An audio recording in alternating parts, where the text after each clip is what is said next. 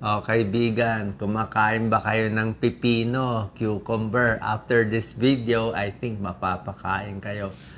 Una-una, marami sa atin binabaliwala yung pipino, di ba? Sabi natin, hindi siya healthy, hindi siya masarap, pero marami siyang benepisyo.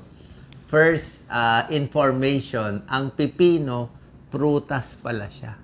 Hindi siya gulay. Botanically, prutas siya, para siyang melon. Kaya lang, pag niluluto, parang gulay siya kung niluluto. Maraming benefits. Unang-una, marami siyang nutrients. Okay? Mataas siya sa fiber. Very fibrous siya. Soluble fiber.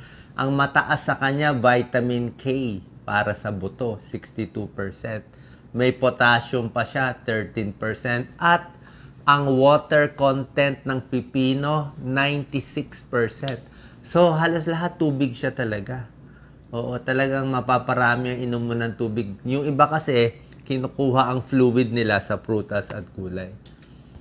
So, yan, nakita nyo. Walang sodium, walang asin, mataas sa potassium, maganda sa puso, maganda sa high blood, high fiber pa siya. Tapos, ang secret dito, sasabihin ko na agad, nasa balat.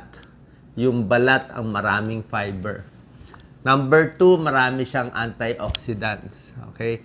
Siyempre, yung pag-aaral nito, hindi malalaki talaga. Okay? Hindi siya big study, pero merong maliliit na pag-aaral ginagamit nila cucumber powder, tumataas yung antioxidant level sa katawan.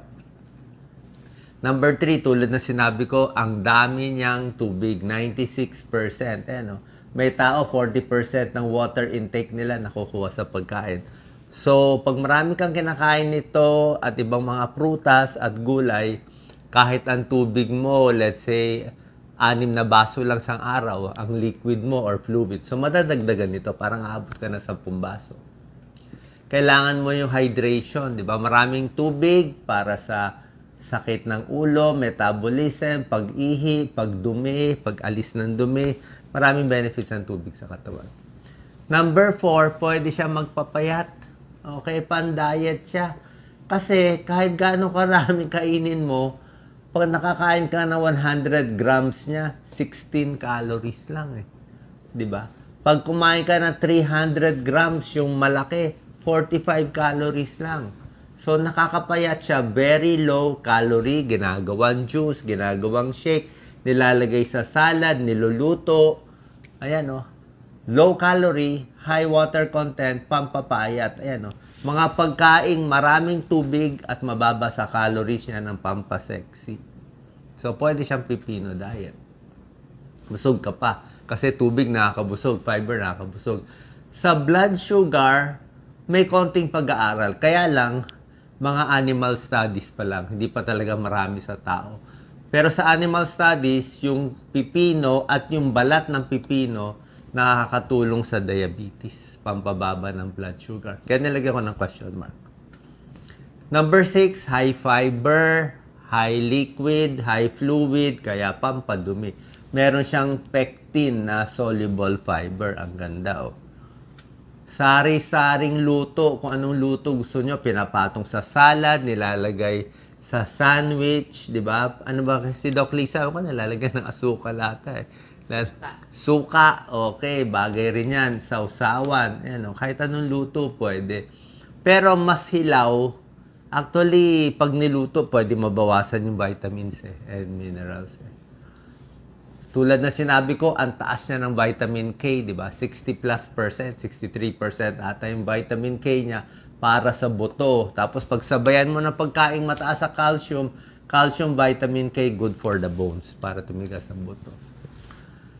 Meron siyang component cucumber, cucurbitacin B. Itong component, tinataya nila baka makatulong against cancer. Liver cancer, breast cancer, lung cancer, prostate cancer. Naku, mga lalaki, kumain na tayo maraming pipino. Basta hugasan lang maigi, kita mo. Napakasarap. Colon cancer, kung mataas sa fiber. Tulad na sinabi ko, may potassium siya, high fiber siya, low sodium siya, pampababa ng cholesterol, maganda rin sa puso. Tapos yung component niya na sa cucumber, nakakatulong din. Iwas sa pagbabara sa ugat.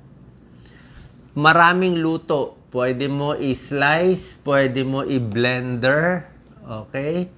Pwede mo inumin, pwede mo gawing dip, pwede kainin hilaw, pwede isama sa pagkain.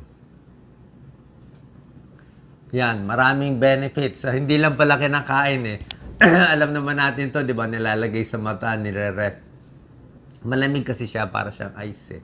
So, pag nalalamigan yung mata, nababawasan yung eye bags. Pwede rin naman. Mga skin pore, acne, ginagamit nila yan. Pampaganda.